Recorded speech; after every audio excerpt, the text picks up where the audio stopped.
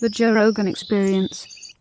But that's what's so interesting and fun and also frustrating about the subject. Yeah. I mean, that's like the majority of your videos. It's like, I don't know. I don't know what to think. I don't know who's full of shit. I don't know how much. I mean, I was watching the Townsend Brown one today, and you were talking about John Lear and John Lear's connection to Bob Lazar and the possibility that Lear was spreading disinformation. Yep. Yeah. So like, yeah. I've, by the way, since making that video, I've become more positive on Lazar, just insofar as I think he was at S4 Area 51. And there's going to be a great documentary coming out by my buddy Luigi on this called Project Gravatar. And I think there's going to be a lot of corroborating evidence that he was at least there, and a lot in his story checks.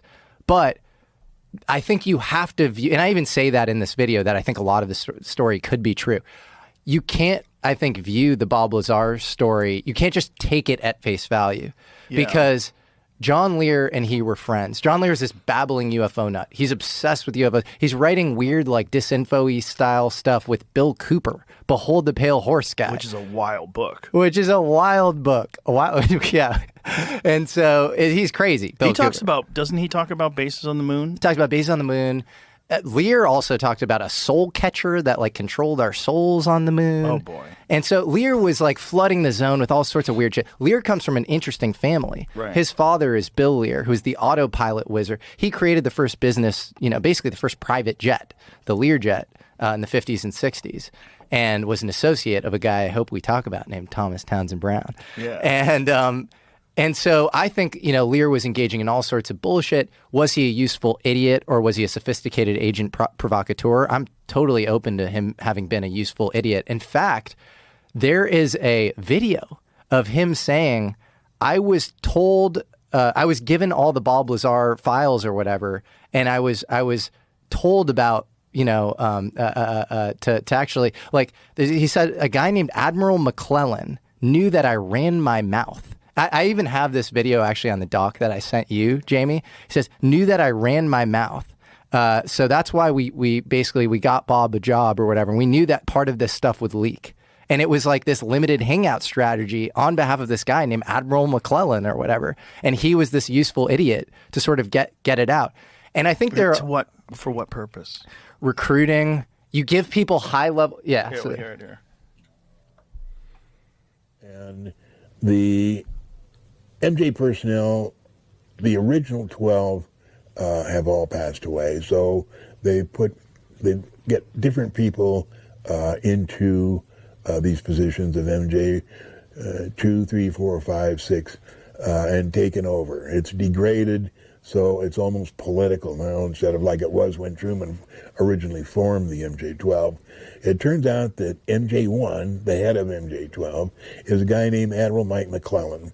He wanted to get some of the information out because he didn't want to. He thought that some of this information should be out in the public. We don't need to keep all this secrecy. So he decided trying to figure out a way to get it to the public. So he knew that I was a blabbermouth and I would tell anything I knew. They investigated Bob Lazar and they knew that he was a genius, but that he had a background such that they could instantly discredit him. They removed all his records from MIT, from Caltech, so he couldn't prove anything. He'd go back to Cal, no, I don't see any records here. And, well, I was here. Well, no, you weren't. And he also, up in Reno at one time, he ran a cat house there. I forget what the name of the honeysuckle ranch it was. So they chose him because not only could he probably help them because he was so smart, and as a matter of fact, he's the one that named Ununpennium 115. He's the one that told them what that was, and they didn't know when he went there. They didn't know what it was.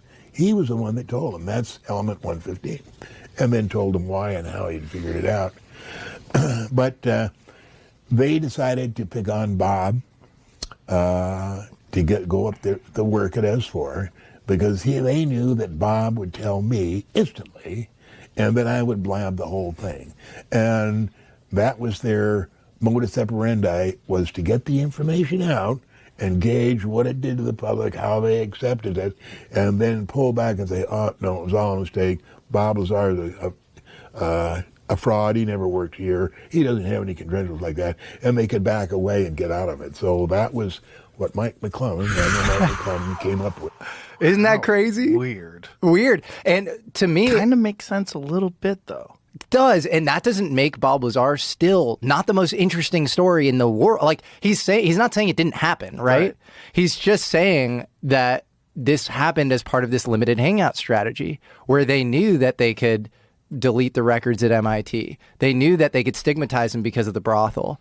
They knew that he was this not traditionally trained engineer who just happened to strap a ramjet on the back of a Honda or whatever and meet Edward Teller serendipitously. They knew that they had plausible deniability on all of that stuff. There's a great line in the Oppenheimer movie where Leslie Groves, played by Matt Damon, says, "I didn't hire Oppenheimer in spite of his communist sympathies. I hired him because of them." So you have a top secret program. You want compromise on people. You want to be able to blackmail them. And so I think, that should be taken at face value, in my opinion. And the reason that the story itself can't be taken at face value and needs to be seen through that lens is Lear and Bob Lazar were friends before Bob Lazar got a job at Area 51, S4.